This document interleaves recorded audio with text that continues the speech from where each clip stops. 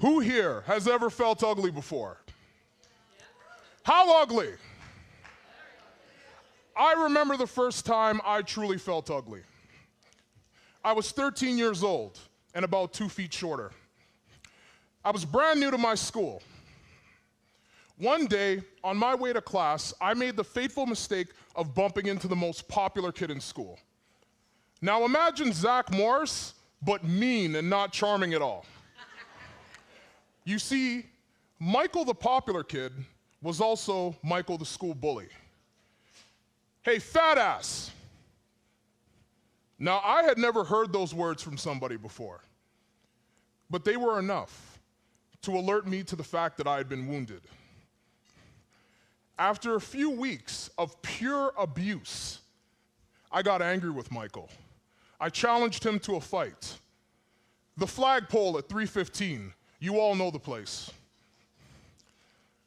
But an interesting thing happened on the day of the fight. My teacher had asked me to stay after class to talk about the fight rumors. It was then that she blessed me with a powerful truth. She said, Michael feels so ugly that the only way he can find some peace is to share his pain with others. You are not Michael. You are his opposite. Find your butterfly. After hearing that, I naturally did what any teenager would do when an adult gives them advice. I ignored it. But little did I know how right my teacher was. After the talk, I arrived at the flagpole for the fight. I could hear kids howling for violence. As Michael came out of the crowd and approached me with his fist clenched, ready to swing, I dropped my fists. I said loud enough for the whole crowd to hear, I might be fat. I might be every awful thing that you have said about me, but I will never hate myself as much as you hate yourself. I love myself. You could hear a freaking pin drop. The roaring crowd was soon silenced. And Michael, well, he was frozen stiff as a board. I walked home and I left. I was victorious. I had won that fight without even striking a blow. And from that day on, I was never bullied again. Understand that after a certain amount of self-hatred, you can't contain it anymore. You infect the world around you.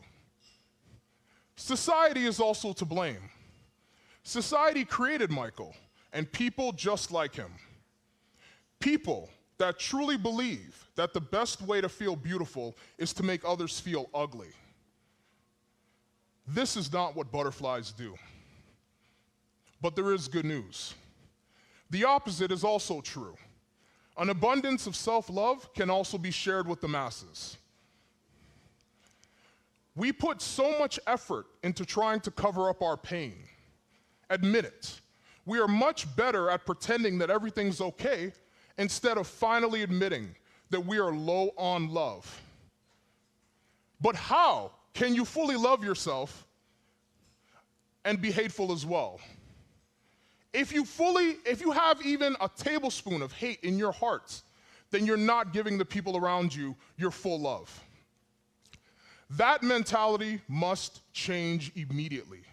In fact, you might even need a cosmic event, a brief moment of pure divine insight that triggers the metamorphosis. I had my butterfly moment for the first time the other day. I was heading into work, about to walk across the street when I heard a tiny voice. Excuse me. I spotted a young lady in a wheelchair.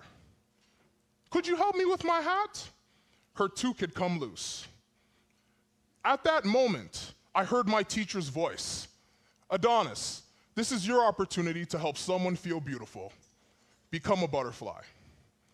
As I was adjusting her hat, I felt myself becoming more loving, more compassionate, happier.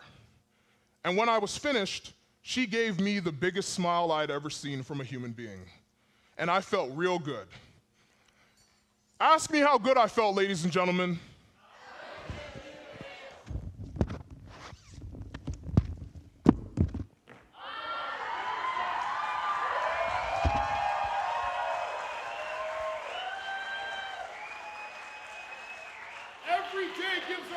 opportunity to find our butterfly. You don't need fancy clothes, nice shoes, or lots of makeup. You don't need a gym body, a thigh gap, or a million Instagram followers. All you need is love, courage, and compassion. The world needs as many butterflies as we can find, so become one. Thank you.